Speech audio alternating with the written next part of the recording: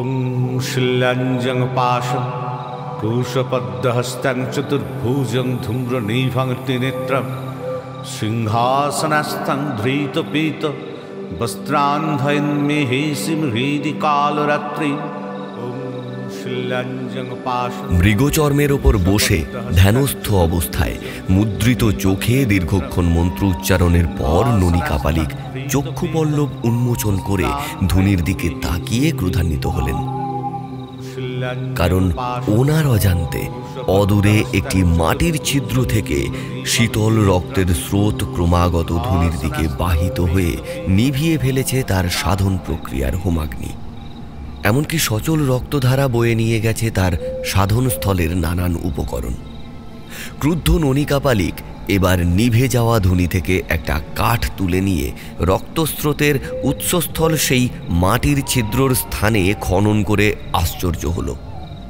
মাটির গর্ভে শায়িত একটি মৃত প্যাঁচার ঠোঁটের ফাঁক থেকে ক্রমাগত ফিনকি দিয়ে উঠে চলেছে রক্তধারা। মৃত প্যাঁচার দেহটা হাতে তুলে নিয়ে ননী কাপালিক বিস্ময় ভরা কণ্ঠে উচ্চারণ করলেন, উলুকতন্ত্র। এর অর্থ কি? এরপর পুনরায় প্যাঁচার দেহটি মাটির গর্ভে স্থাপন করে তার রক্তমাখা দুটো হাত আকাশের দিকে তুলে উচ্চ কণ্ঠে বলেন, মা, এ তোর কেমন লীলা! আমার সাধনার স্থলে উলুকতন্ত্র প্রয়োগ কে করলে মা? এর আগে কখনো এমন তো ঘটেনি। আমার সাধনার স্থল অপবিত্র করে এমন সাহস কার আছে মা?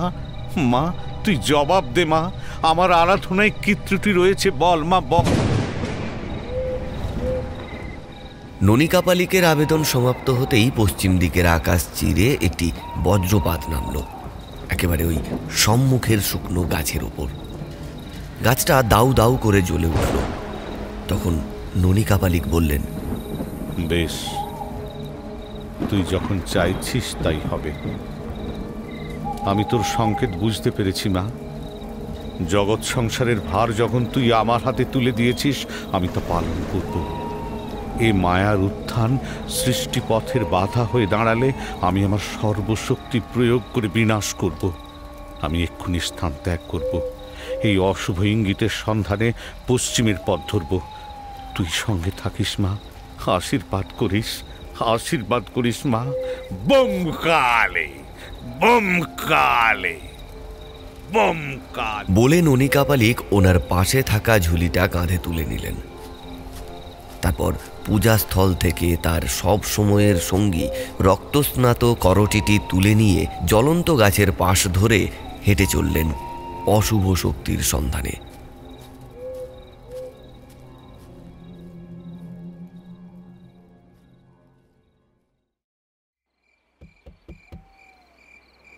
ঘরের বাইরে দরজা পেটানোর আওয়াজ কানে প্রবেশ করা মাত্র উমাশঙ্কর চোখ খুলে ধড়ফড়িয়ে বিছানায় উঠে বসলেন।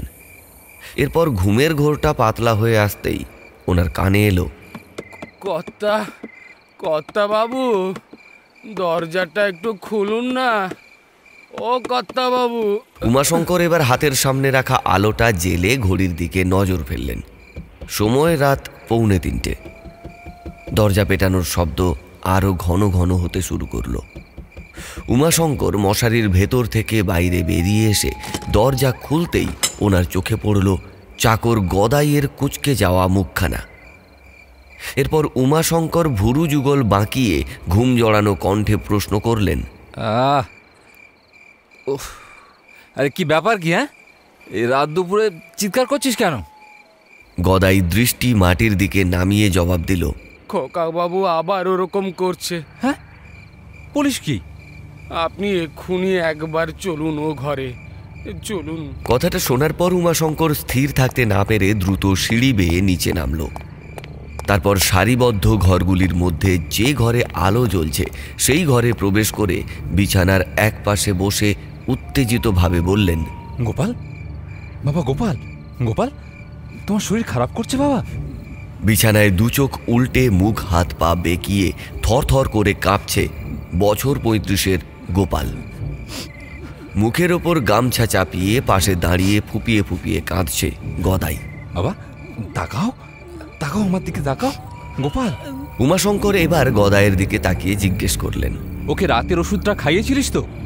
হ্যাঁ কর্তা, খোকাবাবু খাওয়ার 10 মিনিট বাদেই আমি ওষুধটা খাইয়ে দিয়েছিলাম। এই লাল রঙের ওষুধটা তো। বলে টেবিলে রাখা ট্যাবলেটের পাতাটা উমাশঙ্করের মুখের সামনে মেলে ধরল গদাই। উমাশঙ্কর এক পলক তাকিয়ে বলল, হ্যাঁ ঠিক আছে, রাখ।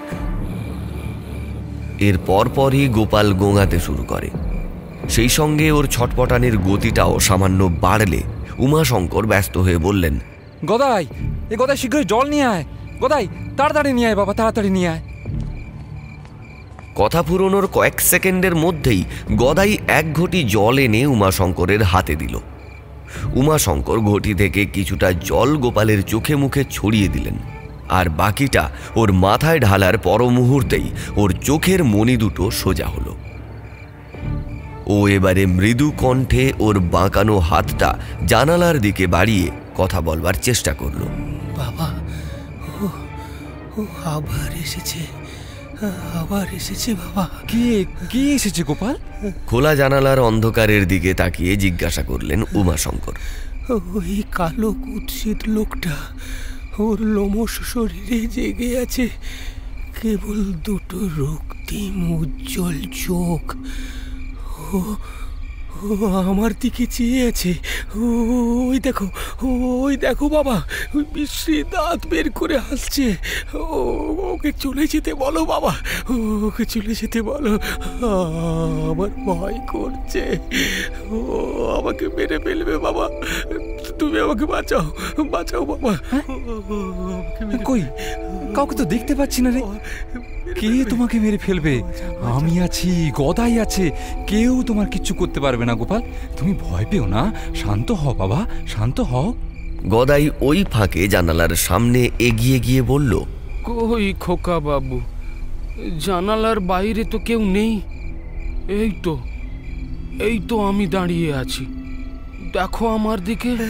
তুমি সরে যাও ওখান থেকে গদাই কাকা। লোকটা 2 হাত বাড়িয়ে তোমার গলা টিপতে চাইছে। ওর হাত পায়ের বাঁকানো নখগুলো গেঁথে দিতে চাইছে তোমার শরীরে। সরে যাও, এই এক্ষুনি সরে যাও। কথাগুলো বলতে বলতে গোপাল বিছানার একদিকে সরে এসে গুটি সুটি মেরে বসে রইল। উমাশঙ্কর বললেন, গদাই, জানলা বন্ধ করে তুই সরে আয়, সরে আয়। গদাই জানালাটা সজোরে বন্ধ করে বিছানার সামনে সরে দাঁড়ালো। গোপালের চোখ থেকে ভয় সামান্য সরে গেলে ও বলল, জল খাবো। গদাই জল এনে দিল। ও তপ্ত মরুভূমির মতো সবটুকু জল শুষে নিয়ে বিছানায় ছোট্ট হয়ে শুয়ে পড়ল। তারপর শুয়ে শুয়ে মৃদু স্বরে বিড়বিড় করে বলে চলল, আছে, এখনো আছে, যায়নি। বিরাট বিরাট পাখনা নাড়িয়ে বো করে ওই তো উঠছে বাড়ির ছাদের উপরে আছে। খোকা বাবু এসব কি বলছে কর্তা? কালো লোক, হাতে পায়ে নখ, আবার পাখনা আছে, এসবের মানে তো কিছুই বুঝতে পারছি না। তোর না বুঝলেও চলবে। তুই জানলাটা কি খুলে ঘুমিয়েছিলি গদাই?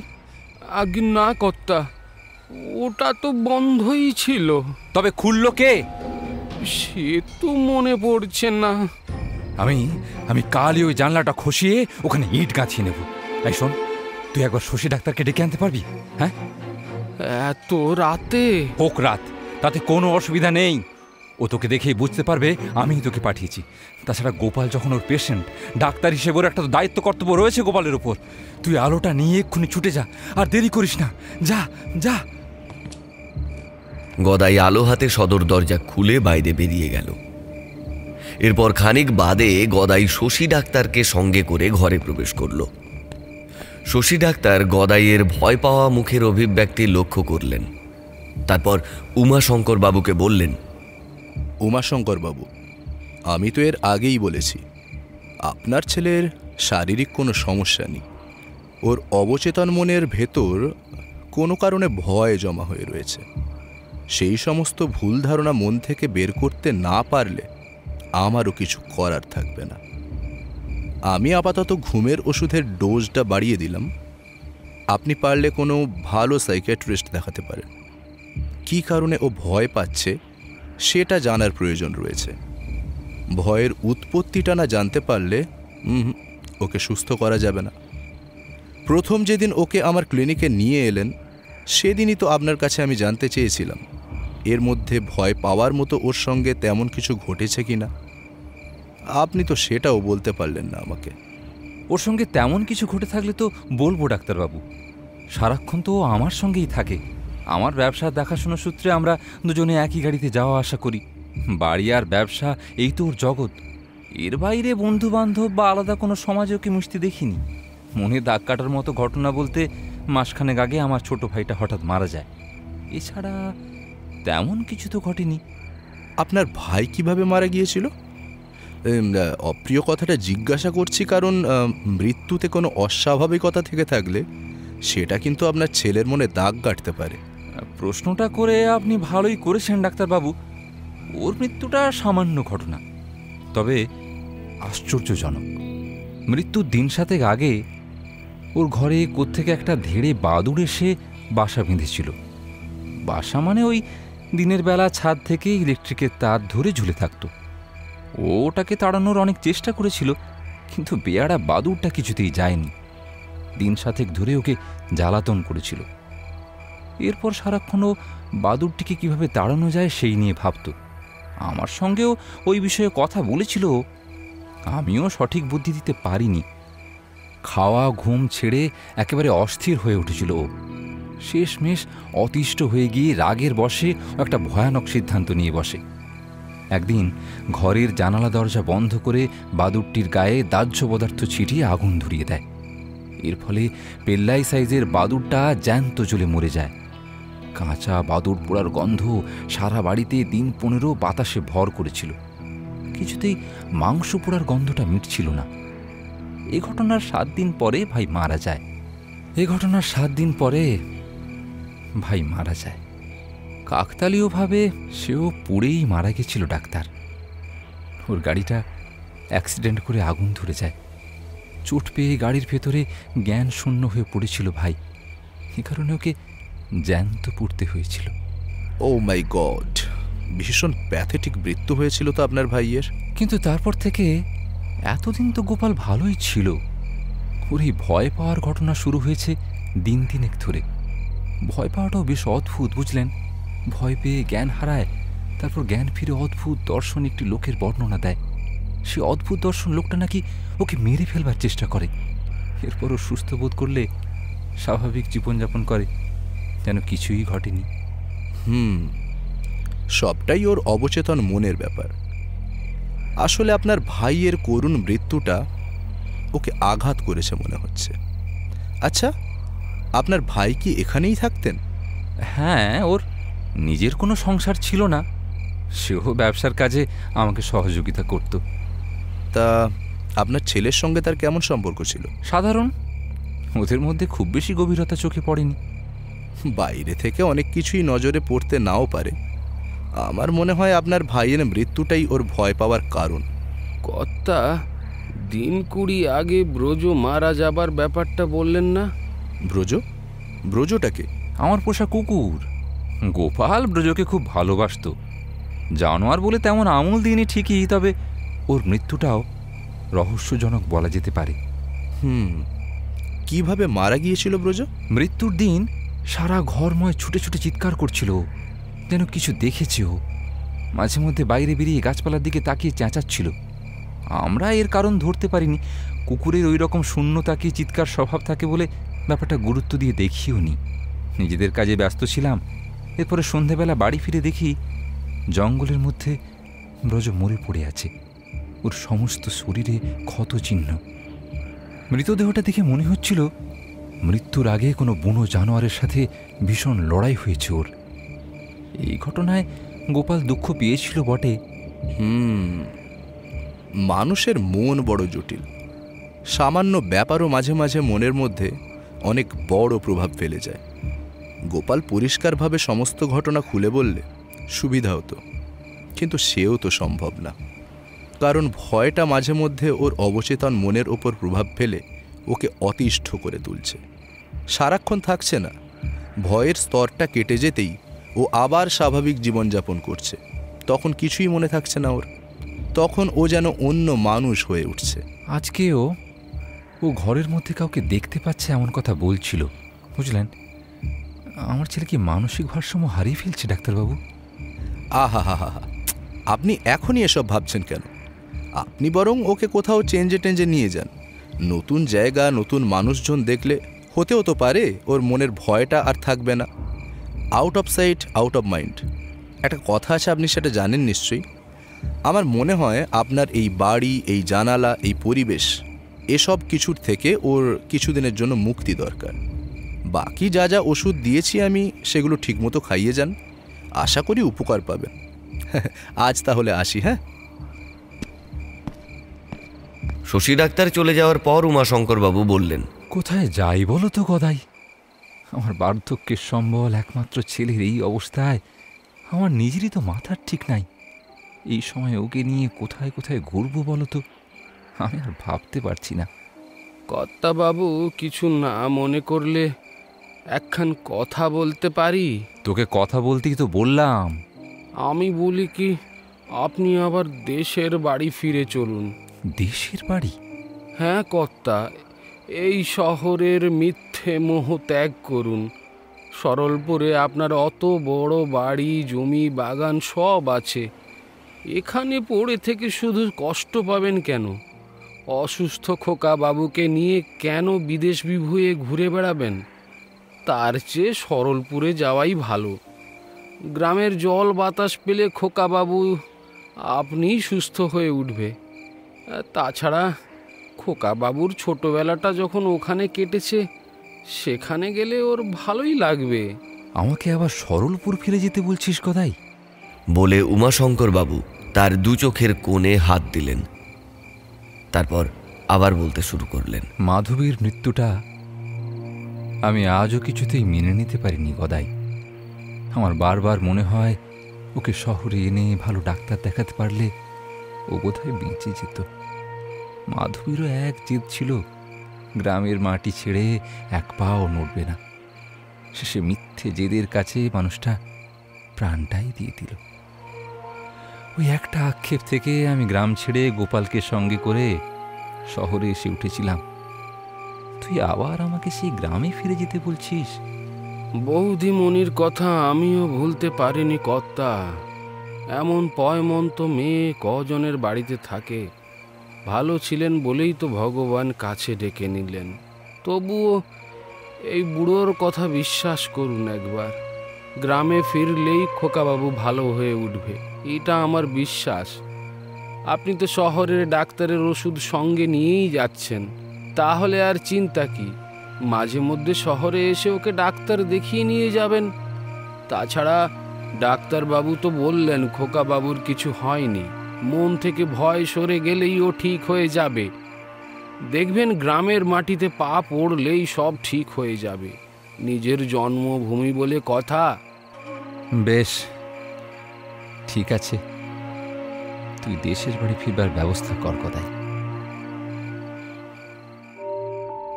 আপনারা শুনছেন জ্যাম হাব স্টুডিও নিবেদিত শনিবারের গপ্প। এই সেগমেন্টে আশিস চক্রবর্তীর লেখা উলুক সাধনা ও ননী কাপালিক। গল্পের নির্দেশনা ও সূত্রধার আমি Indra. নাট্যরূপ, চরিত্রবিন্যাস Arfan Ali Khan. Audio mix master ও পোস্টার ডিজাইন কৃষ্ণেন্দু পাত্র। অডিও এডিট ও আবহ সঙ্গীত অশ্রুকুমার ভট্টাচার্য।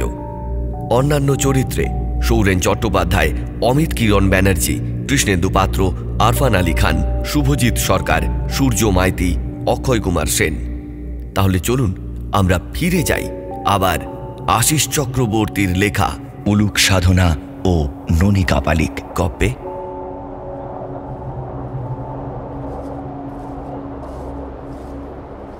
খোলা প্রান্তরে মাথার ওপর ধীরে ধীরে জমা হচ্ছে কালো পাথরের মতো মেঘের স্তূপ। উঁচু উঁচু গাছের মাথাগুলো বেঁকে যাচ্ছে ঝোড়ো বাতাসের দাপটে। জমির আল দিয়ে হেঁটে যেতে যেতে গদাই বলল, খোকাবাবু, এই ঝড় উঠেছে, বাড়ি ফিরে চলো। প্রকৃতির আচমকা রূপ বদলের দৃশ্য দেখতে দেখতে গোপাল স্বাভাবিকভাবেই বলল, এখানে একটা তাল গাছে ঘেরা পুকুর ছিল না গদাই কাকা? সবই তোমার মনে আছে দেখছি। ও, মনে থাকবেই না কেন? সরলপুরের মাটিতেই তো তোমার ছেলেবেলা কেটেছে। সেই তাল দিঘি এখনো আছে খোকাবাবু। ওই তো সামনে মথুর ঘোষের আম বাগান দেখতে পাচ্ছ, তার ঠিক পরেই তাল দিঘি, আর তার পাশে সরলপুরের শ্মশান, তাই তো? কাকা চলো না একবার দেখে আসি। এই বেলা এই সময়ে সেদিকে যাওয়া খুবই কি দরকার? আমি বলি কি, বাড়ি ফিরে চলো, বাড়ি ফিরে চলো। তুমি ভীষণ ভীতু গদাই কাকা। ছেলেবেলায় আমি, যদু, মাধব এই শ্মশানে আমড়া গাছ থেকে সন্ধেবেলা কত আমড়া পেড়ে খেয়েছি, জানো তো? কত ভালো ছিল সেসব দিন। আর কাকা, তুমি এই কথায় কথায় খোকাবাবু বলো না তো, কানে খুব বাধে। আমার নাম ধরে বলতে পারো না? সে কি করে হয়? আমি চাকর মানুষ। এই ওসব বাজে কথা রেখে এই চলো চলো, একটু তাল দিঘি চলো তো দেখি। কথা শেষ করে গোপাল দ্রুত পা চালালো তালদিঘির উদ্দেশ্যে। গদাই পিছু পিছু নিষেধ করতে করতে ছুটে চলল। সমস্ত আকাশ জুড়ে সবেমাত্র আলো মুছে যেতে শুরু করেছে। উন্মুক্ত প্রান্তরে প্রবল হাওয়ার স্রোত ছুটে বেড়ানোর কারণে শোঁ শোঁ শব্দ করে ধাক্কা দিচ্ছে কানে। বাতাসে ভাসমান ধূলিকণা গায়ে মেখে ছুটে চলেছে দুজন। মথুর ঘোষের আমবাগান পেছনে ফেলে সবেমাত্র ওরা শ্মশানের মাটিতে পা ফেলেছে, এমন সময় আলো আঁধারের মাঝে দণ্ডায়মান একটা ছায়ামূর্তি দেখে ওদের পায়ের গতি ফুরিয়ে গেল। সামনের দৃষ্টি বাধা পাচ্ছে একটা আশ্চর্য দৃশ্যের কাছে। মাথার ওপর কালো মেঘের স্তর, তার ঠিক নিচে এক ফালি লালচে রঙের আকাশে সূর্য অস্ত যাচ্ছে। ঠিক এরকম একটা প্রেক্ষাপটে শুকনো এক বৃহৎ শাখা প্রশাখা যুক্ত গাছের তলায় ওদের সামনে মূর্তির মতো দাঁড়িয়ে রয়েছে একজন। আলো আঁধারির মায়ার খেলায় আর পেছন দিকের সূর্যাস্তের আলোক ছটায় তার মুখ দেখা যাচ্ছে না ঠিকই, তবে সামান্য অনুমান করা যাচ্ছে যে আগন্তুক একজন সাধক, আর সে চেয়ে আছে এদিকেই। তার এই আচমকা আবির্ভাবে গোপাল আশ্চর্যজনিত হয়ে ধীর পায়ে এগিয়ে গেল সাধকের দিকে। গদাইয়ের মুখে কথা ফুরিয়ে গেছে।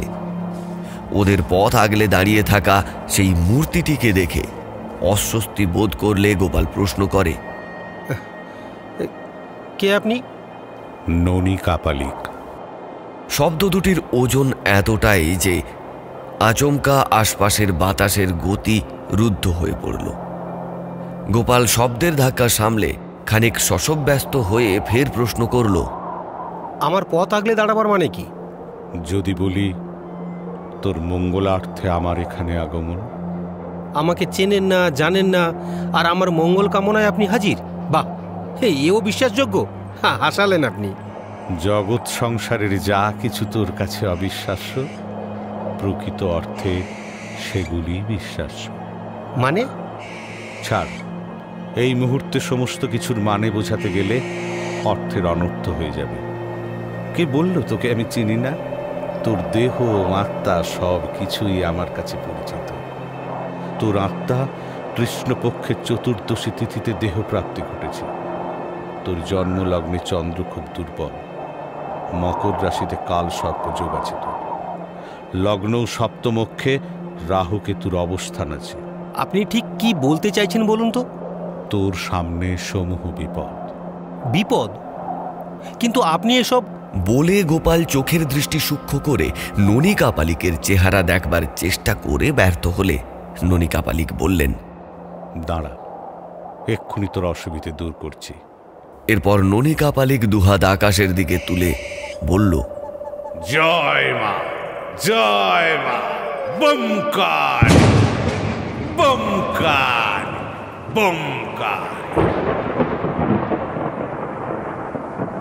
এই আহ্বান ধ্বনি উচ্চকণ্ঠে উচ্চারণ করলে প্রচণ্ড শব্দ করে পরপর কয়েকটি বজ্রপাত ঘটল। সঙ্গে সঙ্গে আশপাশটা কিছুক্ষণের জন্য আলোকিত হয়ে উঠল। গোপাল দেখল ওর সামনে দাঁড়িয়ে রয়েছে শুকনো কাঠের মতো চেহারা নিয়ে ননী কাপালিক, যার বয়স আন্দাজ করা শক্ত। সর্বাঙ্গে চিতাভস্য, মাথা ভর্তি জট, গাল ভর্তি দাঁড়ি, গোপ, কপালে মেটে সিঁদুরের প্রলেপ, চোখ দুটো ধীর অত্যন্ত গভীর, গলায় রুদ্রাক্ষ, পদ্মবীজ ও নানান শেকড় বাকড়ের মালা, পরনে কেবলমাত্র কৌপিন, বাম কাঁধে ঝুলি আর ডান হাতে একটি সাদা ধবধবে করটি। এবারে গদাই গোপালের কানের কাছে মুখ নিয়ে গিয়ে বলল, খোকা বাবু, কোনো বড় মাপের সাধু টাধু মনে হচ্ছে। প্রণাম সেরে চলে যাই, বেশি কথা বলতে যেও না, শেষটায় রেগে অভিশাপ দিয়ে ফেললে বিপদ বাড়বে। তুমি দাঁড়াও গদাই কাকা, এদের আমি ভালো করে চিনি। ওসব মালা গলায় চড়িয়ে আর হাতে মরার মাথা ধরলেই কেউ সাধু হয় না। সত্যিকারের সাধু সাধারণ মানুষের ধরাছোঁয়ার বাইরে, আর এরা হচ্ছে ভণ্ড। মানুষকে বিপদের কথা শুনিয়ে তাবিজ কবজ ধরিয়ে 2 পয়সা কামানোর চেষ্টা করে। এই অবধি বলে গোপাল ননিকা পালিকের দিকে তাকিয়ে বলল, কিন্তু আপনার চালাকি তো আমার কাছে চলবে না। আমাকে ঠকানো অত সহজ নয়, তাই ওইসব নাটক ছেড়ে রাস্তা থেকে সরে দাঁড়ান। গোপালের তিক্ততাপূর্ণ কথা ইন্দ্রিয় গোচর হবার পর ননিকা পালিকের চোখ দুটো শেষ রাতের তারার মতো একবার চমকে নিষ্প্রভ হল। মুখের 2 পাশের চোয়ালো দৃঢ় হয়ে এসেছিল, কিন্তু নিজেকে সংবরণ করে ননিকা পালিক বললেন, তুইও দেখছি তোর পিতার পদাঙ্ক অনুসরণ করছিস। অর্থের গরিমা তোর পিতারও একসময় ছিল, এখন অবশ্য ভেতরে ভেতরে অনেকটা ভেঙে পড়েছে। যা, বাড়ি ফিরে তোর জন্মদাতাকে জিজ্ঞাসা কর ননিকা পালিকের কথা মনে আছে কিনা। আর তোর মতিভ্রম বিনষ্ট হলে আমার কাছে আসিস, আমি দিন কয়েক এই শ্মশান ভূমিতেই আছি। এরপর ননিকা পালিক ঝুলির ভেতর হাত ঢুকিয়ে একটা বস্তু বের করে গোপালের দিকে বাড়িয়ে দিয়ে বললেন, আশা করি এটা দেখলেই উমাশঙ্করের সব কথা মনে পড়বে। গোপাল বস্তুটা হাত পেতে ধরে দেখল সেটা একটা পক্ষী জাতীয় প্রাণীর মাথার খুলি। ওদিকে কথা শেষ করে ননিকা পালিক গাছগুলির ভেতর দ্রুত পা চালিয়ে হারিয়ে গেল। এবার গোপাল খুলিটা মাটির ওপর আছড়ে ফেলে একটা তাচ্ছিল্য ভরা হাসি ছেড়ে বলল, কাপালিক না ছাই, আজকাল এইরকম বহুরূপীতে দেশটা ভরে গেছে, বুঝলে গদাই কাকা? দেয়ালে দেয়ালে দেখবে খালি পোস্টার ঝোলানো, অমুক বাবা তমুক বাবা, এ সব ব্যবসা। গদাই দুশ্চিন্তাগ্রস্ত হয়ে মাটি থেকে পাখির খুলিটা তুলে নিয়ে খুব ভালোভাবে দেখল। ওর চিনতে অসুবিধে হলো না যে সেটা একটা প্যাঁচার খুলি। সেটাকে সাবধানে জামার খুঁটে মুছে পকেটে ভরে রাখল। তারপর বলল, না খোকা বাবু, ওই লোকটার চোখ কিন্তু অন্য কথা বলছিল। আমার কেমন যেন ভয় ভয় করছে। তুমিও না সত্যি গদাই কাকা দারুণ ভীতু মানুষ।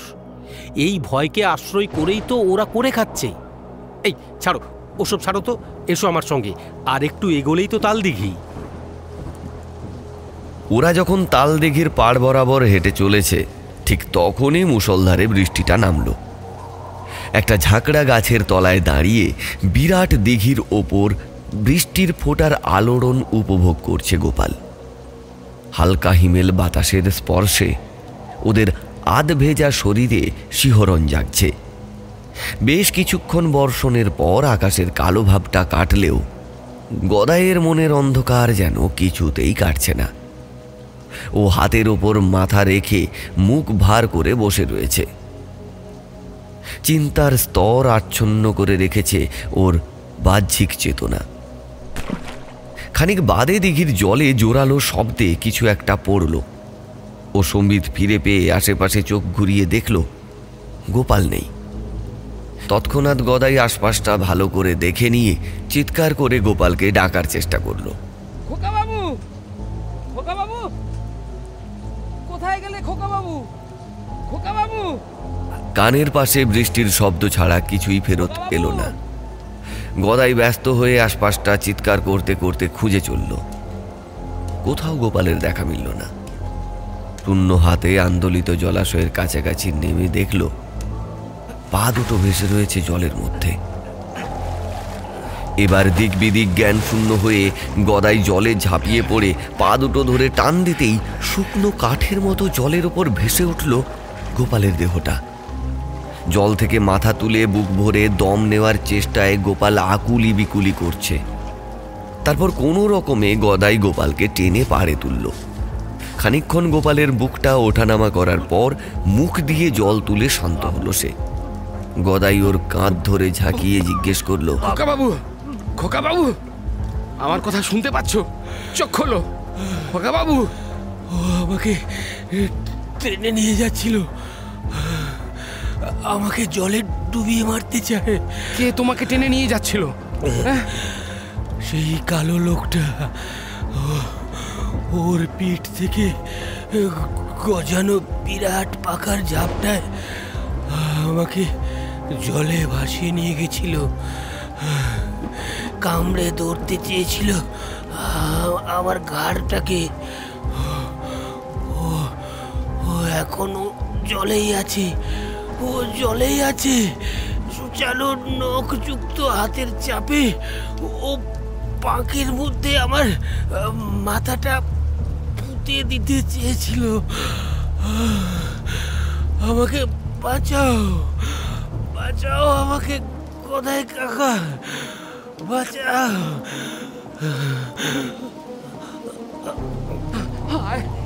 জ্ঞান শূন্য হয়ে পড়ল গোপাল। কে কোথায় আছো? কে কোথায় আছো? আমার খোকা বাবুকে বাঁচাবে, এসো। কে কোথায় আছো?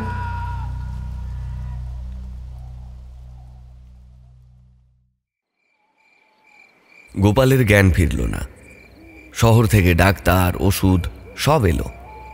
অর্থের বলে বাড়িতেই চিকিৎসার সাধ্যমতো ব্যবস্থা করলেন উমাশঙ্কর বাবু। প্রবল ঝড়ে ভেঙে পড়া বুড়ো গাছের মতো অবস্থা এখন উমাশঙ্করের। উনি ক্লান্ত গলায় বললেন, গদাই, গদাই, এরপর আর কি করব বলতে পারিস? কর্তা, ননী কাপালিকের নাম শুনেছেন? এ নাম কোথায় শুনলি তুই? কেবল নাম শুনিনি কর্তা, তাকে দেখেছি। খোকা বাবুও দেখেছে। কোথায়? সরলপুরের শ্মশানে আজ বিকেলেই। কি বলছিস তুই? আমি সত্যি বলছি। উনি খোকাবাবুর বিপদের কথা বললেন, কিন্তু খোকাবাবু ননী কাপালিককে কটু কথা শুনিয়ে অবিশ্বাস করল। এতেই ননী কাপালিক অসন্তুষ্ট হয়ে আপনার কাছে তার পরিচয় জানবার জন্য বললেন। এই অবধি বলে গদাই পকেট থেকে প্যাঁচার খুলিটা বের করে উমাশঙ্কর বাবুর দিকে এগিয়ে দিয়ে বলল, এটা আপনাকে দিতে বললেন ননী কাপালিক। প্যাঁচার খুলিটা হাতে ছোঁয়া মাত্র উমাশঙ্করের শরীরে যেন বিদ্যুতের তরঙ্গ স্পর্শ করল। ওনার সমস্ত শরীরটা তীব্র ঝাঁকুনি দিয়ে পাথরের মূর্তির ন্যায় স্থির হল। খুলি হাতে নিয়ে উমাশঙ্করের দৃষ্টি এখন শূন্য। গদাই কর্তার এই অদ্ভুত আচরণ লক্ষ্য করে বলল, কি হলো কর্তা? আপনি কি ননী কাপালিককে চেনেন? তাকে ভুলি কি করে? আমার সমস্ত ঘটনা স্মরণে এসেছে গদাই। তার সঙ্গে প্রথম সাক্ষাতের অতীত স্মৃতি এখন ছবির মতো স্পষ্ট মনে পড়ছে আমার। তিনি সাধারণ কোনো মানুষ নন, বুঝলি গদাই। কঠিন সাধনার দ্বারা বিশ্ব প্রকৃতি থেকে আশ্চর্য কিছু শক্তি আহরণ করে সে শ্মশানের পথে শিশুর ন্যায় সারণ্যে ঘুরে বেড়াচ্ছে। দুচোখে ব্রহ্ম জ্ঞান, সর্বাঙ্গদি বিচ্ছুরিত তেজ, জগৎ সংসারের কামনা, বাসনা, মোহ, মায়া তার কাছে ঘেঁষতে দেয় না। ওনার বাইরের চেহারাটা আসলে একটা ধোঁকা, বুঝলি গদাই। ভেতরে ভেতরে সে একটা শক্তির ভাণ্ডার। আপনি ননী কাপালিক সম্বন্ধে এত সব জানলেন কিভাবে দাদাবাবু? জানলাম, তার কারণ মহাবিপদ থেকে উদ্ধারের জন্য একবার তার শরণাপন্ন হতে হয়েছিল আমাকে। কি রকম বিপদ? বছর 30 কি তার বেশি হবে বোধহয়, বুঝলি। তখন নতুন নতুন কাঠের ব্যবসায় ঢুকেছি।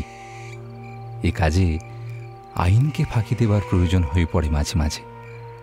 সেগুলিকে যদি অন্যায় বা পাপ হিসেবে ধরা হয় তবে আমি পাপাচারীও বটে। ভালো জঙ্গল বা কাঠের খোঁজ খবর নেওয়ার জন্য পাহাড় থেকে সমুদ্র সমস্ত অঞ্চলে আমার একটা করে লোক রাখা থাকতো। পশ্চিম অঞ্চলে আমার একজন খুব খাস লোক ছিল, ওর নাম হায়দার।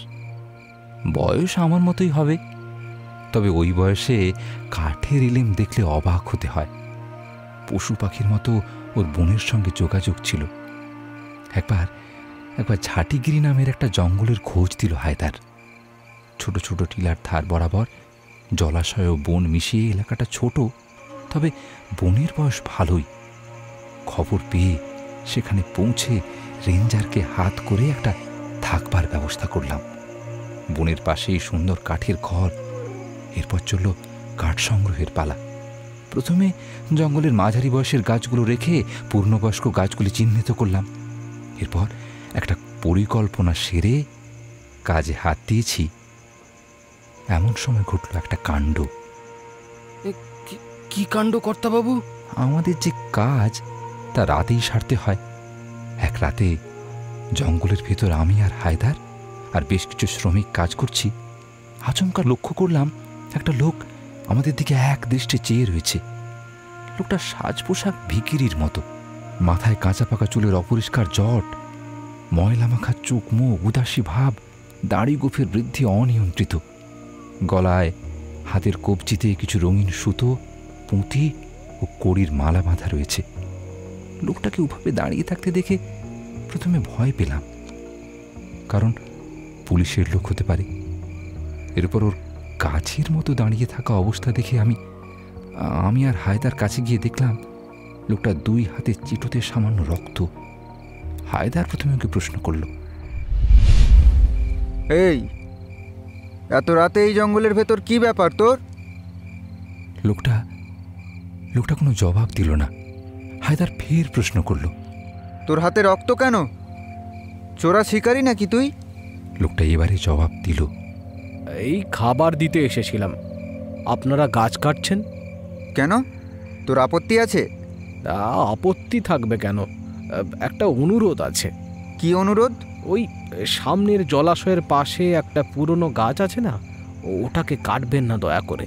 কেন? ওটা কাটলে কি হবে? আমার ক্ষতি হবে, অবশ্য আপনাদেরও ক্ষতি হতে পারে। ক্ষতি? কিসের ক্ষতি? আর তুই এত রাতে বনের মধ্যে কাকে খাবার দিতে এসেছিলি? লোকটা আর কোনো প্রশ্নের জবাব না দিয়ে হন হন করে হেঁটে বনের ভেতর মিলিয়ে গেল। লোকটার কোনো মানসিক সমস্যা আছে ভেবে আমি আর হায়দার ওকে এড়িয়ে গিয়েছিলাম। কিন্তু ওকে দেখতাম প্রতি রাতে ও গাছের আড়ালে দাঁড়িয়ে আমাদের উপর নজর রাখত। ও কোনো ক্ষতি করতে পারবে না ভেবে এরপর থেকে ওকে আর ঘাটাইনি। অবশ্য রেঞ্জারের কাছে জিজ্ঞাসাবাদ করেও ওর কোনো পরিচয় পাইনি। তবে বিষয়টা হালকাভাবে নেয়াতে মারাত্মক ভুল হয়েছিল, সেটা পরে বুঝতে পারলাম। এই অবধি বলে উমাশঙ্কর অল্পক্ষণ থেমে গদাইকে বললেন, গিয়ে দেখ তো গোপালের জ্ঞান ফিরেছে নাকি। গদাই ছুটে ঘরের মধ্যে ঢুকে দেখল গোপাল চোখ বন্ধ করে আগের মতোই পড়ে আছে। ফিরে এসে গদাই বিষণ্ণ মুখ নিয়ে নাবাচক ইঙ্গিত করলে উমাশঙ্কর দীর্ঘশ্বাস ছাড়লেন। গদাই প্রশ্ন করল, এরপর কি হলো কর্তা? বলছি।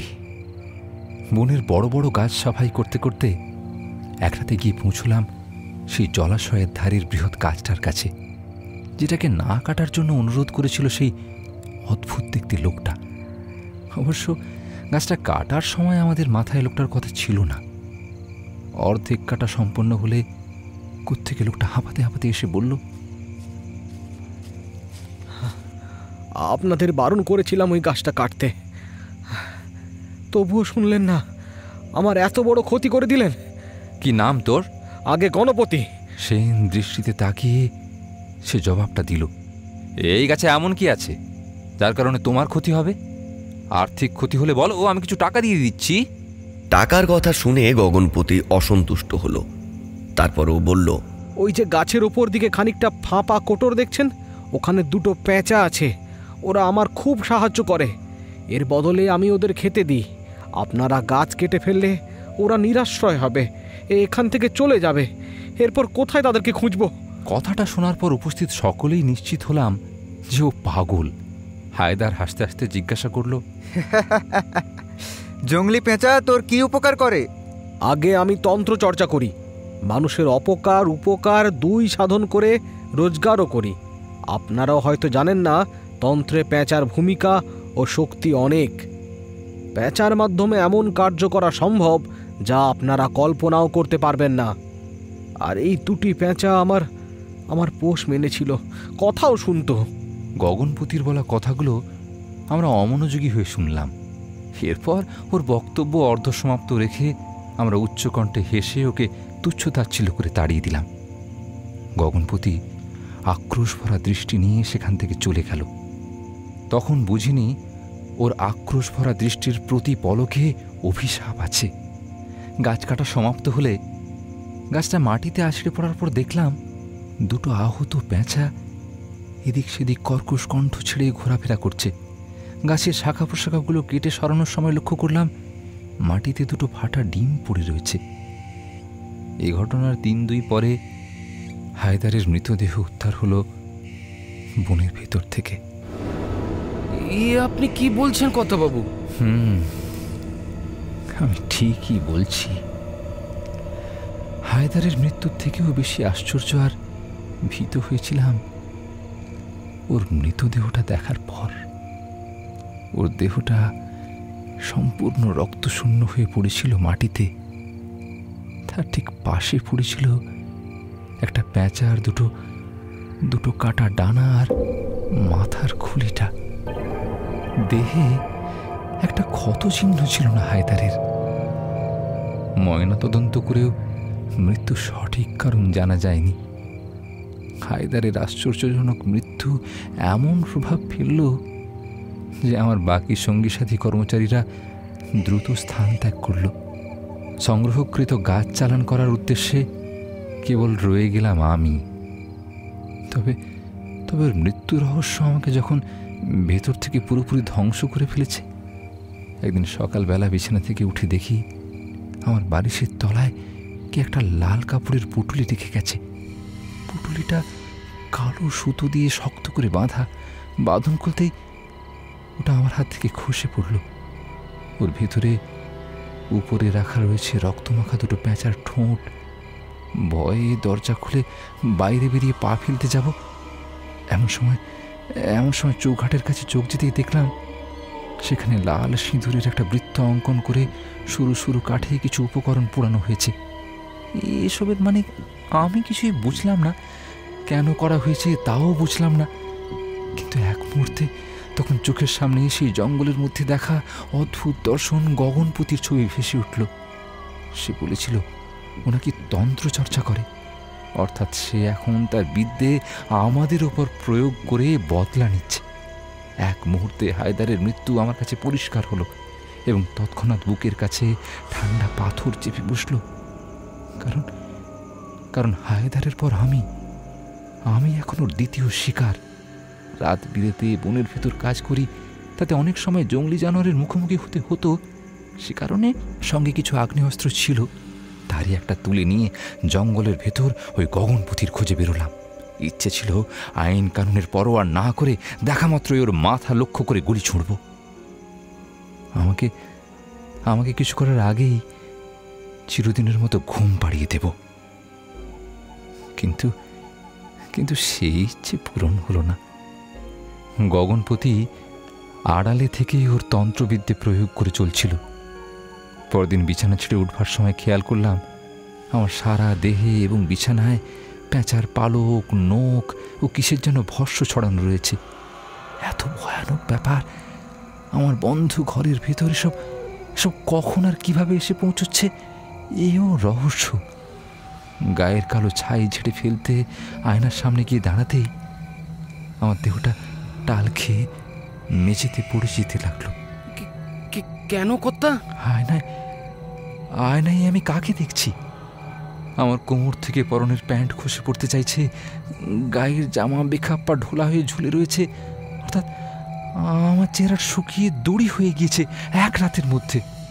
মাথার চুল রুক্ষ, চোখ কোটরে ঠেলা, গালে মাংসের বদলে সেখানে হাড় উঁচু হয়ে রয়েছে। চোয়ালেরও গলার হাড় বেরিয়ে পড়েছে। আমি ভয়ে উত্তেজনায় কাঁপতে কাঁপতে সম্পূর্ণ পোশাক খুলে আয়নার সামনে দাঁড়িয়ে দেখলাম শরীরে মেদ মাংস কিচ্ছু নেই।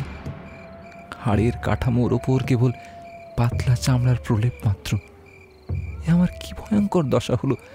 বিছানায় পড়ে কাঁদতে কাঁদতে এসবের থেকে বাঁচবার উপায় খুঁজতে থাকলাম। যে বিভৎস চেহারা আমার হয়েছে তাতে তাতে সাহায্যের জন্য বাইরে বেরোবার উপায় নেই, কারণ উমাশঙ্কর পরিচয়ে কেউ আমাকে চিনতে পারবে না। ঘরের মধ্যে শুয়ে কেবল মরবার অপেক্ষা করা ছাড়া উপায় ছিল না।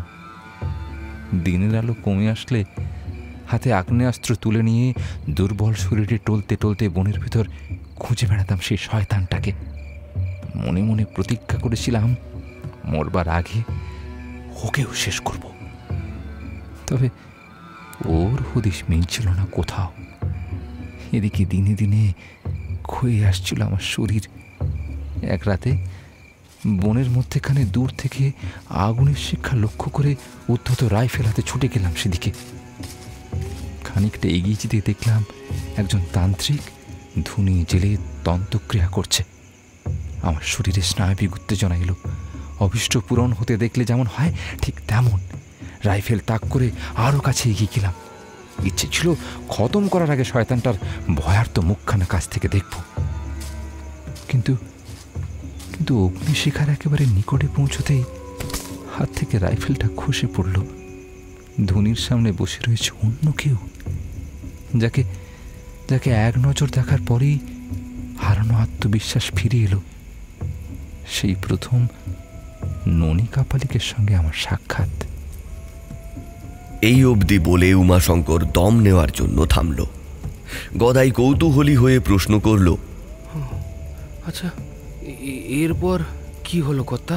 ননী কাপালিক আমার দিকে তাকিয়ে মৃদু হেসে বললেন, আয় বস, আমি তোর জন্যই এখানে এসেছি। এ কথার অর্থ বোঝার মতো পরিস্থিতি তখন আমার নেই। আমি বোকার মতো জিজ্ঞাসা করলাম, আমার জন্য? হ্যাঁ, তোর জন্য। তোর তো ভয়ানক বিপদ। কিন্তু কিন্তু আপনি এই বিপদের আঁচ পেলেন কিভাবে বাবা? তরল সর্বদা নিচু স্থানের দিকে গড়িয়ে যায় রে। এই তার প্রকৃতি, তার বৈশিষ্ট্য। এর জন্য কারো আদেশ, অনুরোধ কিংবা নির্দেশের অপেক্ষা করে না। আমাদের সৃষ্টি সদা তার ভারসাম্য বজায় রাখে। লৌকিক জগতের পাশাপাশি অলৌকিক বা অন্ধকার জগৎ সেই ভারসাম্য অনুসারে সমান্তরাল রেখায় বিরাজ করে। কিন্তু যখনই কোনো দুরাত্মা নিজের স্বার্থ সিদ্ধির জন্য দুই জগতের বিধি উল্লঙ্ঘন করে স্থিতিকে অস্থির করে তোলে, তখনই বিশ্ব সংসারে এক আলোড়নের উদ্ভব হয়। সে আলোড়ন বুঝবার ক্ষমতা সকলের থাকে না রে। কঠোর সাধনার দ্বারা তার প্রাপ্তিযোগ ঘটে। ঠিক যেমন হাজার হাজার বছরের জীবনযাপনের মধ্যে দিয়ে প্রকৃতির সমস্ত ইশারা বুঝতে পারে পশু পাখি, সবার আগে প্রাকৃতিক দুর্যোগের খবর ওরাই পায়, বুঝলি? ননী কাপালিকের বাহ্যিক রূপ এবং অন্তরের শক্তি আমাকে মোহিত করে ফেললে। আমি ওর পায়ে লুটিয়ে পড়লাম। এরপর আমার ভয়ঙ্কর বিপদের কথা ওনাকে বলা শুরু করলে উনি আমার চোখের দিকে তাকিয়ে বললেন, সব জানি, সব জানি। উলুকতন্ত্র প্রয়োগ করা হয়েছে তোর ওপর, তবে ভয় নেই। ননী কাপালিক থাকতে কেউ তোর কোনো ক্ষতি করতে পারবে না। তোর বিষকুম্ভ যোগে জন্ম, যার অর্থ হলো বিষাক্ত বন্ধন। এই যোগের অধিষ্ঠিত দেবতা হলো যম। এই জাতকেরা অন্যের কাছে অশুভ। এ কারণে তোর অন্যান্য ক্ষতি হলেও প্রাণবায়ু ফুরিয়ে যায়নি। তোর স্থানে অন্য কেউ থাকলে এতক্ষণে তার পঞ্চত্ব প্রাপ্তি করত।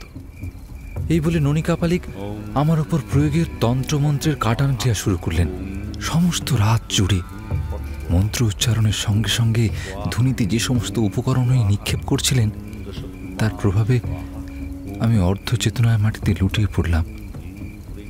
এরপর কেবলমাত্র এইটুকু মনে আছে, ননী কাপালিক ক্রিয়াকর্ম সমাপ্ত করে আমার কানের পাশে মুখ নিয়ে এসে বলেছিলেন, তোর আর কোনো ভয় নেই, তুই বিপদমুক্ত। তবে উলুকতন্ত্রের প্রভাব তোর উপরে সর্বদা ক্রিয়াশীল থাকবে। তোর জীবন প্রবাহ তোকে সমস্ত কিছু ভুলিয়ে দিলেও একটা সময় আসবে যখন তোর আমাকে প্রয়োজন পড়বে। অবশ্য আমি না চাইলে কোনো কিছুই তোর স্মরণে পড়বে না, তবে ভয় পাস না, আমি যথা সময়ে উপস্থিত হব।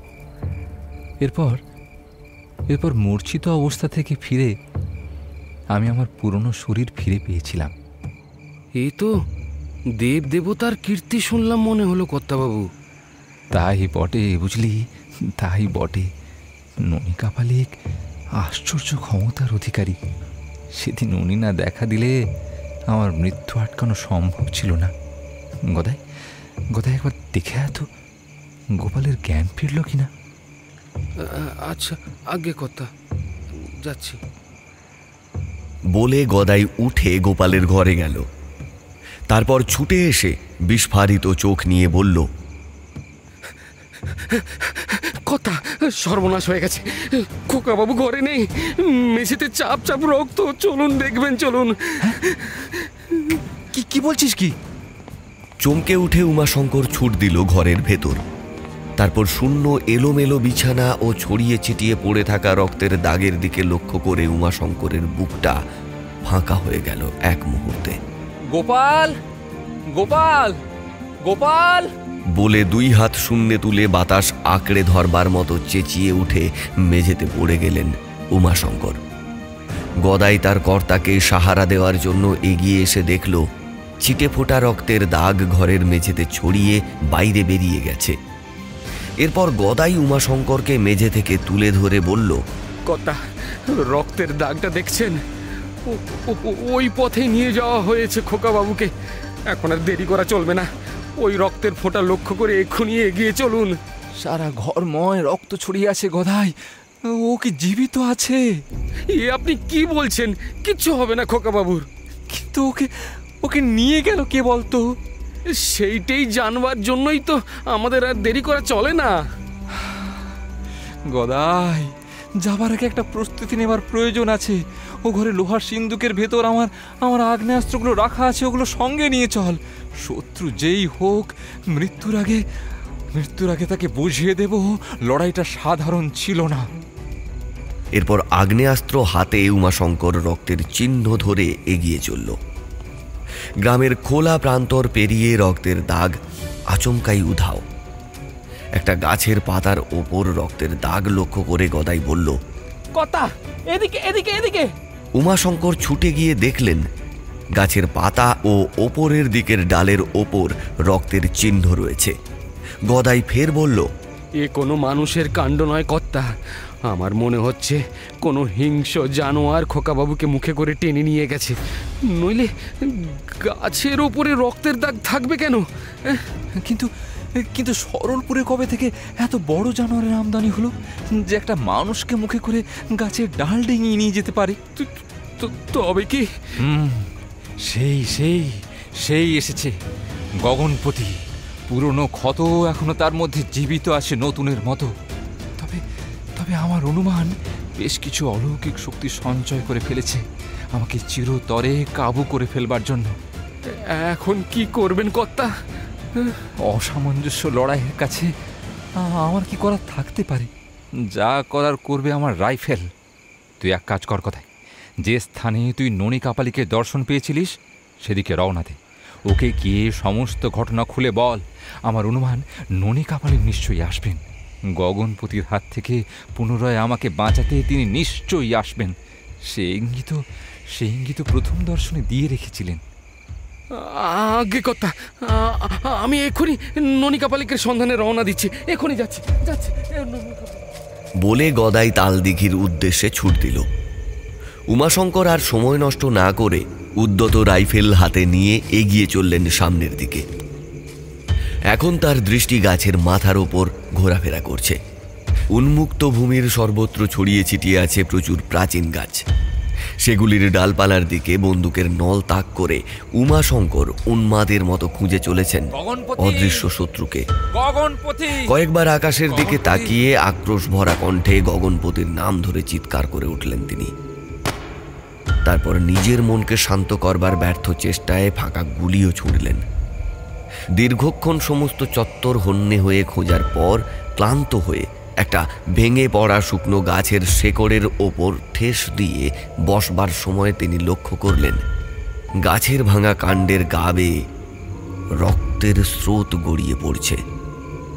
উত্তেজিত হয়ে সেই রক্তের উৎস উদ্ধার করবার সময় উমাশঙ্করের নজরে পড়ল বৃহৎ কাণ্ডের গায়ে একটা বড় আকারের ফাটল, আর তার ভেতর থেকে রক্ত চুইয়ে চুইয়ে পড়ছে। সাবধানে গাছের ভাঙা ডালে পা রেখে উমাশঙ্কর সেই ফাটলের দিকে এগিয়ে গিয়ে মুখ বাড়িয়ে দেখলেন গাছের গায়ের গর্তে ঘাড় গুঁজে পড়ে রয়েছে গোপালের রক্তাক্ত দেহটা। নৃশংস দৃশ্যটা এতটাই কাহিল করে ফেলল উমাশঙ্করকে যে তার কম্পমান হাত থেকে খসে পড়ল ভারী রাইফেলটা। কাণ্ডের ওপরেই কুঁজো হয়ে বসে বুক ফাটা কান্না জুড়লেন তিনি। তারপর নিজেকে খানিকটা সামলে নিয়ে হিচড়ে বের করে আনবার চেষ্টা করলেন গোপালের নেতিয়ে পড়া শরীরটাকে, কিন্তু ভারী শরীরের ভর সামলাতে না পেরে দেহ সমেত গড়িয়ে পড়লেন ভাঙা গাছের ওপর থেকে। ডান হাতে ভয়ানক চোট লাগলো উমাশঙ্করের। খানিকটা দূরে ছিটকে পড়া গোপালের শরীরের কাছে নিজেকে মাটির ওপর সরীসৃপের চলনে এগিয়ে নিয়ে গেলেন তিনি। তারপর গোপালের ক্ষতবিক্ষত শরীরের ওপর চেয়ে বাক শূন্য হয়ে পড়লেন। গোপালের ঘাড়ের কাছে খানিকটা মাংস উধাও, দেখে মনে হচ্ছে কেউ যেন ধারালো অস্ত্র দিয়ে জায়গাটা ছিন্ন ভিন্ন করেছে। বুক ও কোমরের কাছে সরু সরু সূচালো অস্ত্র দিয়ে বেশ কয়েকবার প্রবেশ করানো হয়েছে। ক্ষতের গভীরতা এফোড় ওফোড় করে দিয়েছে শরীরটা। উমাশঙ্কর গোপালের মৃতদেহটা নিয়ে যখন পাথর বনে গেছে, এমন সময় গাছপালা কাঁপিয়ে একটা হাওয়ার স্রোত উঠল, আর তার সঙ্গে একটা জোরালো শব্দ। এ কোনো প্রাকৃতিক ঘটনা নয়, যেন কেউ ইচ্ছে করেই বাতাসের ঢেউ সৃষ্টি করে এলাকায় আলোড়ন তুলছে। উমাশঙ্কর ধীরে ধীরে মাথাটা আকাশের দিকে তুলে দেখলেন একটা পক্ষীর ন্যায় বিরাট কিছু যেন মাথার ওপরে ডানা ঝাপটাচ্ছে। স্পষ্ট নজরে পড়ছে না কিছুই, তবে হাওয়ার স্রোতটা থামলে খানিক বাদে একটা কর্কশ কণ্ঠ কানে এলো ওনার। উমাশঙ্কর, দৃশ্যটা মনে পড়ছে? উমাশঙ্কর দৃষ্টি মাটির দিকে ফিরিয়ে দেখলেন একটা পোড়া কাঠের ন্যায় কালো বর্ণের শীর্ণ মানুষ দাঁড়িয়ে রয়েছে তার সামনে, যার সমস্ত দেহের মধ্যে নজরে পড়ছে কেবল উজ্জ্বল রক্তিম বর্ণের দুটো চোখ। উমাশঙ্করের ঝট করে মনে পড়ল ঠিক একই রকম দর্শন একটি মানুষকে আশেপাশে দেখে গোপাল আতঙ্কগ্রস্ত হতো। অর্থাৎ ওর কোনো মানসিক সমস্যা ছিল না, সে সত্যি সত্যিই এই শয়তানকে দেখতে পেত। লোকটা অনুরূপ কণ্ঠে পুনরায় বলে উঠল, সামনে ভাঙা গাছ, পাশে মৃত সন্তান, কিছুই কি মনে পড়ছে না উমাশঙ্কর? সামনে দণ্ডায়মান অন্ধকার থেকে ভেসে আসছে কথাগুলো। উমাশঙ্করের শুকনো খটখটে কণ্ঠ থেকে ধুলোর মতো কয়েকটা শব্দ ভেসে আসলো। কে কে তুমি?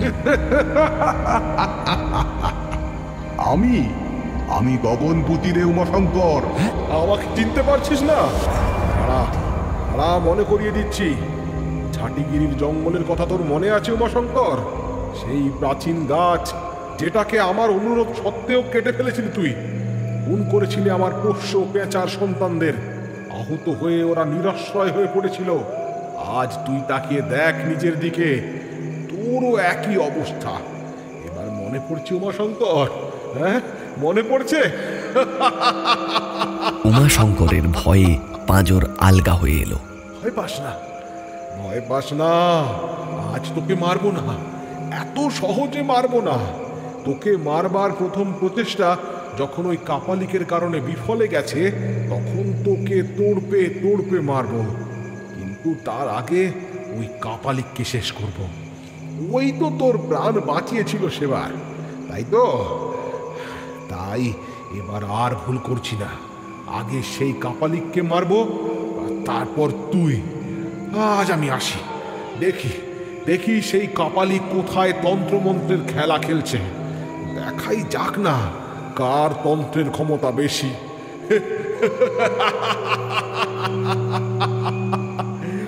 ও ভালো কথা, যাবার আগে তোর জন্য একটা উপঢৌকন আছে, আশা করি তোর পছন্দ হবে।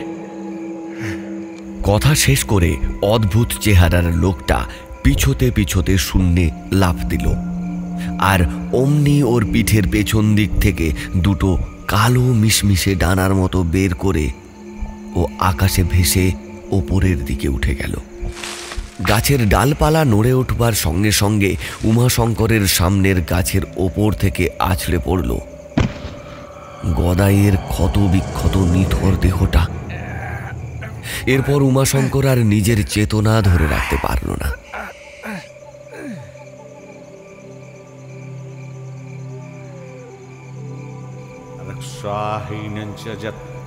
একটা গমগমে চাপা কণ্ঠস্বর শুনে উমাশঙ্করের দৃষ্টির ওপর থেকে অন্ধকার স্তরটা সরে গেল। ভয়ার্ত দৃষ্টি নিয়ে উনি এক ঝটকায় মাটির ওপর উঠে বসে পড়লেন। সঙ্গে সঙ্গে মাথার ভেতরটা কেমন যেন দুলে উঠল। ইন্দ্রিয় শক্তি ঢাকা পড়েছে একটা নেশার ঘোরে। এরপর খানিক থিতু হয়ে ঘাড়টা সামান্য ঘোরাতেই দেখলেন সামনে চোখ বন্ধ অবস্থায় বসে ননিকা পালিক এক নাগাড়ে মন্ত্রপাঠ করে যাচ্ছেন, যার কিছু কিছু কর্ণে প্রবেশ করলেও সম্পূর্ণটা বাতাসে মিশে যাচ্ছে কর্পূরের মতো। মুদিত চক্ষু যোগে দীর্ঘক্ষণ মন্ত্রপাঠ করেই চলেছেন ননিকা পালিক। উমাশঙ্কর দেখলেন এতকাল পরেও ননিকা পালিকের চেহারার কোনো পরিবর্তন ঘটেনি। একটা জ্বলন্ত অগ্নিকুণ্ডের সামনে সাধনার বিভিন্ন উপাদান সাজিয়ে সে মন্ত্র জপে ব্যস্ত। উমাশঙ্কর নড়ে চড়ে বসবার চেষ্টা করলে আশপাশের দিকে চেয়ে দেখলেন হাতের কাছে কৃষ্ণবর্ণের মাটির দেওয়াল যেন ফুরিয়ে এসেছে। ধুনির আগুনে যেটুকু দেখা যাচ্ছে তাতে একটা ছোট্ট কুঠুরি বললেই মনে হয় সেটা ভালো হয়। আচমকা মন্ত্র উচ্চারণ বন্ধ করে ননিকা পালিক বললেন, কি দেখছিস? বাবা, আমি কোথায়? আমার আশ্রয়ে, গর্ভগৃহের শ্মশান ভূমিতে। এই কুঠুরি শ্মশান ভূমি? 1000 বছর আগে এখানে মনুষ্য দাহ করা হতো বটে। মুক্ত প্রান্তরে যে বৃক্ষরাশি নজরে পড়ছে তোর, ওখানে এককালে নগরী ছিল। এরপর ভূমিস্তরে আলোড়ন ও নদীর গতিপথ পরিবর্তনের ফলে এই সমস্ত এলাকায় বহুকাল জনসমাগম ঘটেনি। মাটির স্তর ধসে গিয়ে সমস্ত শ্মশান চত্বর মাটির তলায় বসে যায়। ফাটল বরাবর সন্ধান চালিয়ে ভূ অভ্যন্তরে পরিত্যক্ত শ্মশান ভূমির এই সামান্য অংশ হঠাৎই আমার দৃষ্টিগোচর হয়। অবশ্য মায়ের ইচ্ছে না থাকলে কিছুই সম্ভব ছিল না। এখানে আমার আগমন থেকে সাধনার স্থলের অনুসন্ধান সবটাই ঘটেছে মায়ের ইশারায়। বম কালী, বম কালী, বম কালী। কথা শেষ করে ননিকা পালিক তার ডান হাতের বৃদ্ধাঙ্গুলি উমাশঙ্করের কপালে স্পর্শ করালেন, আর বাম হাত বুকের ওপর ঠিক তার হৃদয়ের অবস্থানের কাছে রেখে উচ্চারণ করলেন, বম কালী। জয় মা। মা, অন্তর্দৃষ্টি প্রদান করো মা, কৃপা করো।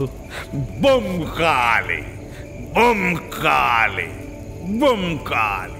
তৎক্ষণাৎ উমাশঙ্কর ওর শরীরের ঊর্ধ্বভাগে বিদ্যুৎ তরঙ্গের স্রোতের ধাক্কা অনুভব করলেন। সেই সঙ্গে শরীরটা হালকা বায়বীয় পদার্থের মতো অনুভূত হলে উমাশঙ্করের চেতনার আশ্চর্য রূপান্তর ঘটল। কান্না জড়ানো কণ্ঠে উনি বলে উঠলেন, বাবা, বাবা, আমি পাপাচারী, পৃথিবীর প্রাণ শক্তির সঙ্গে দুর্ব্যবহার করেছি, অন্যায় অত্যাচার করেছি। আমাকে কৃপা করো বাবা, আমাকে কৃপা করো, আমার কষ্ট লাঘব করো বাবা, আমার কষ্ট লাঘব করো বাবা, কষ্ট লাঘব করো। মূর্খ, আমার কাছে কি প্রার্থনা করছিস? মাকে সব বল, মাই যা করার করবে। আমি তো সেবক মাত্র। তবে মনে রাখিস, তোর সঙ্গে ঘটে যাওয়া অলৌকিক শক্তি প্রবাহের কারণেই প্রকৃতির বিরাট ভারসাম্যই অস্থিরতার সৃষ্টি হয়েছে। প্রকৃত অর্থে তুই তোর কর্মফল ভোগ করছিস। অর্থের লোভে বিস্তীর্ণ বনাঞ্চল ধ্বংস করেছিস তুই। বিপুল সংখ্যক প্রাণী ও পক্ষীকুলের আশ্রয়স্থল কেড়ে নিয়ে সারাটা জীবন ধরে পাপ সংগ্রহ করে গেছিস। তোর ক্রিয়াকর্মের ফলে জগৎ সংসারে ঋণাত্মক শক্তির আবির্ভাব ঘটেছে। তোর পরম শত্রু গগনপতি তান্ত্রিকের জন্ম আর তার অলৌকিক শক্তি অর্জন কোনো আশ্চর্য ঘটনা নয় রে, প্রকৃতিই ওর জন্মদাতা। তোর মতো প্রাকৃতিক প্রাচুর্যের ধ্বংসকারী মনুষ্য জাতির বিনাশের জন্যই তার জন্ম হয়েছে। এ পথের যাত্রী কেবলমাত্র তুই একাই নস, তাদের সংখ্যা লক্ষাধিক। আর এখান থেকেই তোর আর আমার মধ্যে যোগসূত্র স্থাপনের সূত্রপাত। অন্ধকারের শক্তি ক্ষমতা অর্জন করে জাগরিত হয়ে পড়লে শুভ শক্তির রক্ষক হিসেবে আমার আগমন হওয়াটা স্বাভাবিক, কারণ জগতের ভারসাম্য রক্ষার দায়িত্ব মাই আমাকে দিয়েছে। বোম কালী, জয় মা, জয় মা, বোম কালী। বাবা, কিন্তু আমার সন্তান, সে তো কোনো অন্যায় করেনি, তার কেন এই পরিণতি? পাপাচার, পিতৃঋণের সমকক্ষ জেনে রাখ উমাশঙ্কর। তোর ঋণের বোঝা এতটাই যে তোর পুত্রের প্রাণের বিনিময়ে তা পরিশোধযোগ্য হয়ে উঠেছে। তবে মার ইচ্ছার কাছে সব কিছুই নগণ্য। আর গগনপতি, তার কিছু হবে না বাবা? নিরীহ গদাইকে মারবার কি তার খুব প্রয়োজন ছিল? ওর কাছে গদাইকে মারবার প্রয়োজন ছিল বই কি? তুই গদাইকে আমার অনুসন্ধানে পাঠিয়েছিলিস। এই কার্যে বাধা দেওয়াটা গণপতির লক্ষ্য ছিল। তবে ঘাবড়াস না, ওর বিনাশ হবে। আমি এক্ষুনি উলুক সাধনায় বসবো, তারপর মায়ের যা ইচ্ছে হবে তাই হবে। বলে ননিকাপালিক ধুনির আগুনে ডান হাতটা প্রবেশ করিয়ে সেখান থেকে তুলে আনলেন একটা 5 মুখী রুদ্রাক্ষ। তারপর সেটা উমাশঙ্করের হাতে দিয়ে বললেন, এটা সঙ্গে রাখ। যোগাগ্নি দ্বারা নির্মিত এই কবচ রুদ্রাক্ষ যতক্ষণ তোর শরীর স্পর্শ করে থাকবে, গগনপতি তোর কোনো ক্ষতি করতে পারবে না। জেনে রাখ, এর মধ্যে নিহিত আছে ব্রহ্মাণ্ডের অসীম শক্তির সামান্য কণা। তুই আর আমি ছাড়া এই শক্তিপুঞ্জ স্পর্শ করার সামর্থ্য আর কোনো তৃতীয় প্রাণীর নেই। রুদ্রাক্ষটা হাতে নিয়ে আশ্চর্য হয়ে গেলেন উমাশঙ্কর, কারণ সদ্য ধুনির আগুন থেকে তোলা হলেও রুদ্রাক্ষটি হিম শীতল। ভালোভাবে সেটাকে পর্যবেক্ষণ করার পর হাতের মুঠো শক্ত করে ধরলেন উমাশঙ্কর। ননিকাপালিক এবার তার পাশে রাখা ঝোলা থেকে একটি মৃত কাক ও মৃত প্যাঁচা বের করলেন। এই দুই পক্ষী একে অপরের শত্রু, তাই তন্ত্রে এদের দুজনের ব্যবহার করা হয় শত্রু নিধনের জন্য। এরপর ননিকাপালিক ধুনির আগুনে মৃত কাক ও প্যাঁচার দেহ থেকে পালক ছিঁড়ে ছিঁড়ে ধুনির আগুনে নিক্ষেপ করতে করতে বলে চললেন, ওং দাহ দাহ হান হান স্বাহা, ওং দাহ দাহ হান হান স্বাহা। দীর্ঘক্ষণ এই প্রক্রিয়া চলতে থাকলে মাটির তলার ছোট্ট গর্তে উৎকট গন্ধযুক্ত ধোঁয়াপূর্ণ হয়ে ফাটলের মধ্য দিয়ে বাইরে বাতাসে ভেসে যেতে থাকলো। এবার ননিকাপালিক ঝুলির ভেতর থেকে এক এক করে বের করে আনলেন কুমকুম, কস্তুরী চূর্ণ আর লাল চন্দনের গুঁড়ো। তারপর এই 3 দ্রব্য মিশ্রিত করে মৃত প্যাঁচা ও কাকের নিষ্পালক দেহের ওপর লেপন করলেন। তারপর একটি লাল শালু দ্বারা 2টি পাখির দেহকে মুড়িয়ে কালো সুতো দিয়ে শক্ত করে বাঁধলেন। পাখির দেহ 2টি ধুনির আগুনের ভেতর প্রবেশ করিয়ে একগুচ্ছ সরু সরু কাঠ আগুনে চাপিয়ে ননিকাপালিক বললেন, আজ পুষ্যান নক্ষত্রযুক্ত চতুর্থী তিথি। এই মোক্ষম সময়ে আমার ধুনি থেকে নির্গত উলুক সাধনার ধূম ও ঘ্রাণ এক্ষুনি তোর শত্রুকে স্থানে এনে উপস্থিত করবে। বলে ননিকাপালিক ধুনিতে একে একে যষ্টিমধু, হরিতকি, গোর্চনা নিক্ষেপ করতে করতে মন্ত্র উচ্চারণ করে চললেন। আচমকা ভয়ানক একটা চিৎকার শোনা গেল। পর মুহূর্তে গর্তের ভেতরকার মাটির মধ্যে সামান্য আলোড়ন সৃষ্টি হলো। ননিকাপালিক ও উমাশঙ্করের মাথার ওপর ধসে পড়তে থাকলো মাটি। ননিকাপালিক বললেন, প্রস্তুত হও উমাশঙ্কর, গগনপতি উপস্থিত। গগনপতি শব্দের অর্থ জানিস? উমাশঙ্কর ওর হাতে ধরা রুদ্রাক্ষটা আরো শক্ত করে ধরে বলল, না বাবা। গগনপতি অর্থাৎ আকাশের অধিপতি, যার বিচরণ ক্ষেত্র আকাশ, যে নিজেকে আকাশের রাজা মনে করে। তুই ওপরের দিকে তাকা উমাশঙ্কর, এক্ষুনি তোর মনের অন্ধকারটা কেটে যাবে। ননিকাপালিকের কথা শেষ হতেই গর্তের ভেতর ওপরের মাটি ভেঙে পড়ে উন্মুক্ত হয়ে পড়ল। উমাশঙ্কর এবার ওপরের দিকে তাকিয়ে দেখল একটা বিরাট আকার বাদুড় পায়ের নখ দিয়ে খামচে খামচে মাটি সরাচ্ছে আর ক্রোধে গর্জন করছে। সেই বাদুড়ের শারীরিক বৈশিষ্ট্য মানুষের মতো। সঠিকভাবে বললে গণপতির পিঠের কাছ থেকে বাদুড়ের মতো দুটো ডানা বেরিয়ে শয়তানের রূপ নিয়েছে। নিম্নমার্গের তন্ত্র সাধনা লব্ধ শক্তি ওকে শয়তানের রূপ দিয়েছে। ক্রোধ ও প্রতিশোধের আগুন ওকে বদলে দিয়েছে নিশাচরে। গগনপতি এবার গর্জন করতে করতে বাতাসে ভেসে গর্তের ভেতর সুচালো নখযুক্ত দুটো পা ঢুকিয়ে খামচে ধরল উমাশঙ্করের কাঁধ। তারপর সজোরে ডানা ঝাপটিয়ে উড়িয়ে নিয়ে যাওয়ার চেষ্টা করলো উমাশঙ্করকে, কিন্তু পারল না। রক্ষা কবচ সেই রুদ্রাক্ষ যে 1000 গুণ বাড়িয়ে দিয়েছে উমাশঙ্করের দেহের ভার। ব্যর্থ হওয়ার কারণে আরো বেশি ক্রোধ প্রকাশ করতে থাকলো গগনপতি। উমাশঙ্কর গগনপতির এই বিভীষিকাময় রূপ দেখে ভয়ে আর্তনাদ করে উঠল। ননিকাপালিক ওকে বললেন, শান্ত হও উমাশঙ্কর, রক্ষা কবচের কারণে ও তোর কোনো ক্ষতি করতে পারবে না। তুই চোখ বন্ধ করে এক মনে মাকে ডাক। উমাশঙ্কর চেষ্টা করেও ননিকাপালিকের আদেশ পালন করতে পারল না। উমাশঙ্করকে তুলে নিয়ে যেতে অসমর্থ হয়ে গগনপতি মুখ হাঁ করে কামড়ে ধরতে চাইল ওর মাথাটা, কিন্তু আশ্চর্য আর অদৃশ্য এক শক্তি বারবার আঘাত হানতে থাকলো ওর বিভৎস কুৎসিত মুখটাকে। অপারগ হয়ে গগনপতি উমাশঙ্করকে ছেড়ে গর্তের ওপরে পাক খেয়ে উড়তে উড়তে বলে চলল, কাপালিক, তুই ওকে বাঁচাতে পারবি না, ওকে আমি শেষ করবই। তন্ত্রের শক্তি আমারও আছে। ভালো চাস তো সরে যা, সরে যা আমার সামনে থেকে। তোর সময় শেষ গগনপতি। ভালো চাইলে অন্ধকারের খোলস ছেড়ে আত্মসমর্পণ কর মায়ের কাছে। মা পরম দয়ালু, তোকে মুক্তি দেবে। তোর হয়ে মায়ের কাছে আমি প্রার্থনা করব, নিজের রূপে ফিরে আয় গগনপতি, নিজের রূপে ফিরে আয়। না, কিছুতেই না।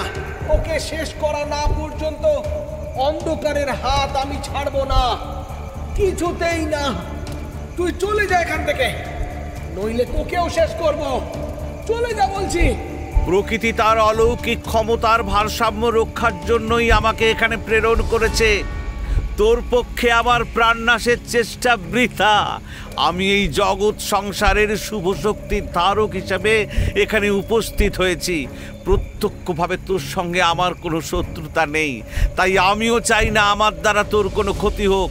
তোকে শেষবারের মতো বলছি, সশরীরে অন্ধকারেই ফিরে যা। উমাশঙ্করের প্রাণ বাঁচিয়ে তুই আমার প্রথম তন্ত্রের কাটান করেছিলি কাপালিক। তোর এই অপরাধ ক্ষমার অযোগ্য, তাই তোকে আগে মরতে হবে। তারপর এই উমাশঙ্করের পালা। কথা শেষ করে গগনপতি গর্তের ভেতরে নেমে ধুনির আগুনের ওপর পা দিয়ে দাঁড়ালো। ধুনি নিভে গেলে গগনপতি বিশ্রী কায়দায় হেসে বলল, তোর উলুক সাধনার আগুন সমাপ্ত।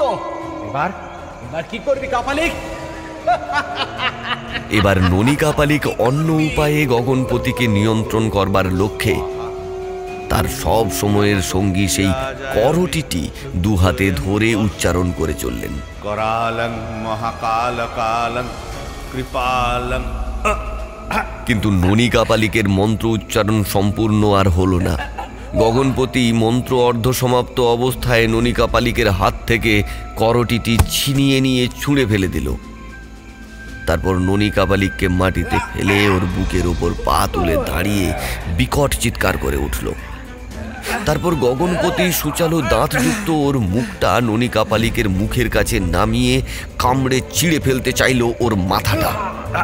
চরম মুহূর্তে উমাশঙ্কর ভয়ে চিৎকার করে উঠে বলল, বাবা এটা ধরুন, বাবা এটা ধরুন। তারপর রক্ষা কবচ অর্থাৎ ধুনির আগুন থেকে অদ্ভুত পাঁচমুখী রুদ্রাক্ষটা ছুঁড়ে দিলেন ননী কাপালিকের দিকে।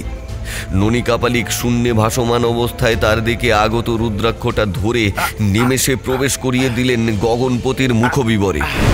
সঙ্গে সঙ্গে ভয়ানক একটা বিস্ফোরণ ঘটল গগনপতির বাদুড় রূপী সেই শরীরের ভেতর। মুহূর্তে ছিন্ন ভিন্ন হয়ে চতুর্দিকে রক্ত মাংস ছড়িয়ে টুকরো টুকরো হলো বিরাট দেহী বাদুড় রূপী গগনপতি। এরপর সমস্ত পরিবেশ শান্ত হলে ননী কাপালিক হাসতে হাসতে উঠে দাঁড়িয়ে বললেন, ভূমকালী ভূমকালী, জয় মা, জয় মা। তোর এই সেবক সৃষ্টির ভারসাম্য রক্ষা করতে সমর্থ হয়েছে মা। এবার আমাকে এই স্থান ত্যাগের জন্য আদেশ কর। আমি এখন তোর সাধনায় লীন হতে চাই। আমাকে মার্গদর্শন করা মা, আমাকে মার্গদর্শন কর।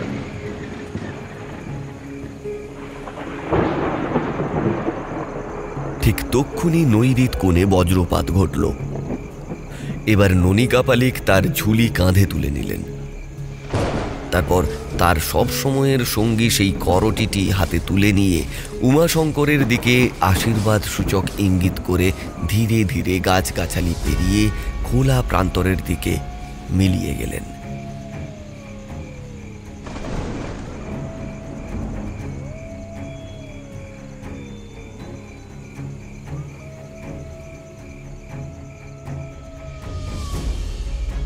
এতক্ষণ শুনলেন আশিস চক্রবর্তীর লেখা উলুক সাধনা ও ননী কাপালিক। গল্পকার আশিস চক্রবর্তীর কাছে আমরা চিরকৃতজ্ঞ আমাদের পাশে থাকার জন্য।